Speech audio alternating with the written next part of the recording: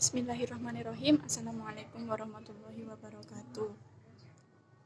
Perkenalkan, nama saya Wardatul Azizah dari program studi ilmu hadis NIM U 2018-2018. Di sini saya akan menjelaskan tentang Islam yang khazanah budaya Islam yang berakulturasi, tumbuh dan berkembang di Nusantara untuk memenuhi tugas UTS Islam dan Budaya Lokal yang diampu oleh Bapak Mawardi Purbosanjoyo. Pertama-tama saya akan menjelaskan tentang pengertian dan penjelasan antar keduanya. Islam datang, berkembang dan melembaga di Nusantara melalui proses yang sangat panjang. Sejauh ini, teori yang diajukan para pakar mengenai masuknya Islam ke Nusantara bisa dikelompokkan menjadi 3 macam. Pertama yaitu teori yang mengatakan bahwa asal-usul Islam di Nusantara adalah dari anak benua India dan bukan dari Persia atau Arabia. Teori ini kemudian terkenal disebut teori India. Sarjana pertama yang mengatakan teori ini adalah Piet Napel, seorang pakar dari Universitas Leiden, Belanda. Piet Napel mengaitkan asal mula Islam di Nusantara dengan wilayah Gujarat dan Malabar. Menurut dia, pembawa Islam ke Nusantara adalah orang-orang Arab yang bermadhab Syafi'i, yang bermigrasi dan menetap di wilayah India. Teori Piet Napel ini kemudian disetujui dan dikembangkan oleh sarjana-sarjana lain yang juga berasal dari Belanda. Kedua yaitu teori yang mengemukakan bahwa asal-usul Islam di Nusantara berasal dari Arab dan atau Timur Tengah. Para pakar sejarah yang mendukung teori ini diantaranya adalah Arnold Marison Crawford Kaiser. Misalnya yaitu memandang bahwa Islam di Nusantara berasal dari Mesir atas dasar pertimbangan kesamaan kepemulukan penduduk muslim di kedua wilayah kepada mazhab Syafi'i. Baru belakangan muncul dugaan bahwa asal-usul Islam di Nusantara bukan dari India atau dari Timur Tengah, melainkan dari Cina. Selanjutnya, memosisikan dugaan ini sebagai teori ketiga. Menurut teori ketiga ini, komunitas Cina Muslim telah memberikan kontribusi yang cukup besar atas berkembangnya Islam di Nusantara, khususnya Jawa. Eksistensi Cina Muslim pada awal perkembangan Islam di Jawa tidak hanya ditunjukkan oleh kesaksian para pengelana asing, sumber-sumber Cina, teks lokal Jawa maupun tradisi lisan saja, tetapi juga didukung oleh peninggalan-peninggalan purbakala Islam di Jawa. Islam yang berdialektika dengan budaya lokal tersebut pada akhirnya membentuk sebuah Islam yang bervariasi dengan khas yang unik, seperti Islam Jawa, Islam Madura, Islam Sasak, Islam Minang, Islam Sunda, dan seterusnya. Varian Islam tersebut bukanlah Islam yang tercabut dari akar kemurniannya, tapi Islam yang di dalamnya telah berakulturasi dengan budaya lokal.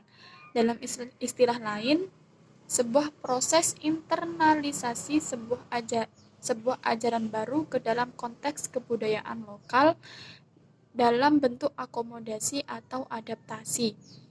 Inkulturasi dilakukan dalam rangka mempertahankan identitas. Dengan demikian, Islam tetap tidak tercabut dari akar ideologisnya, demikian pun dengan budaya lokal tidak lantas hilang dengan masuknya Islam di dalamnya.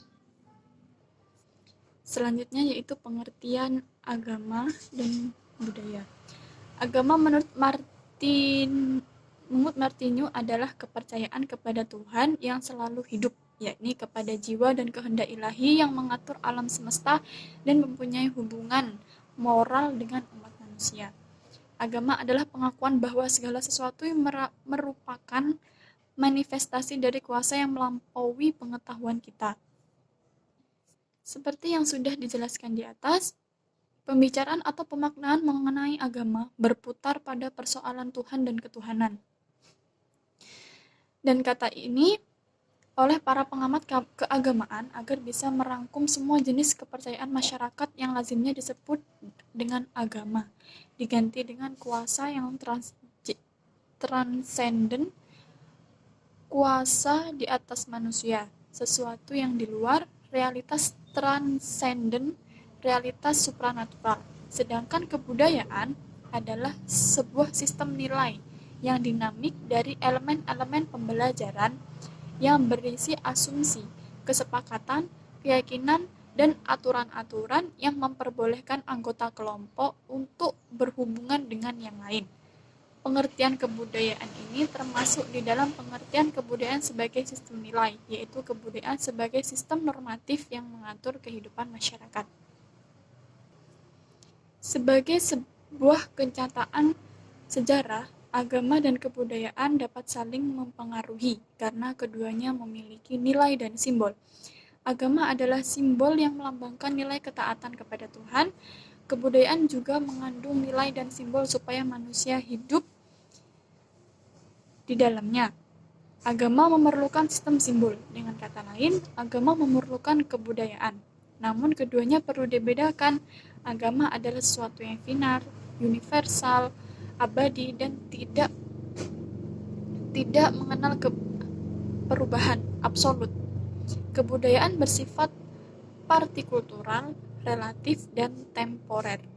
Agama tanpa kebudayaan memang dapat berkembang sebagai agama pribadi. Namun, tanpa kebudayaan, agama sebagai kolektivitas tidak akan mendapat tempat. Agama dan kebudayaan mempunyai dua persamaan. Pertama dan keduanya adalah sistem nilai dan sistem simbol.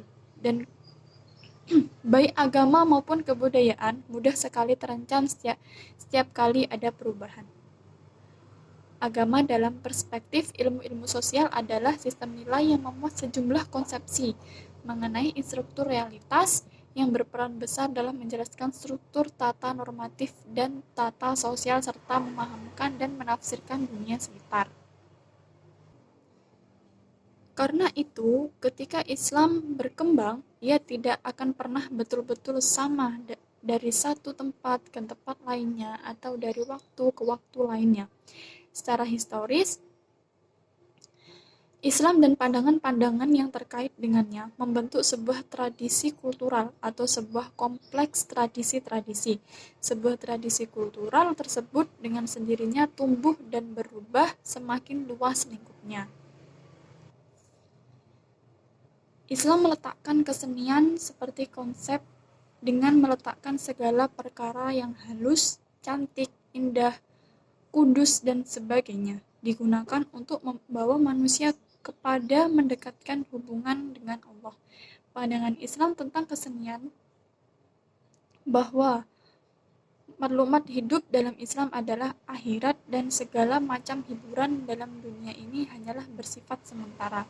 Justru apa yang tindakan termasuk aktivitas kesenian haruslah menjurus kepada mendekatkan diri kepada Tuhan.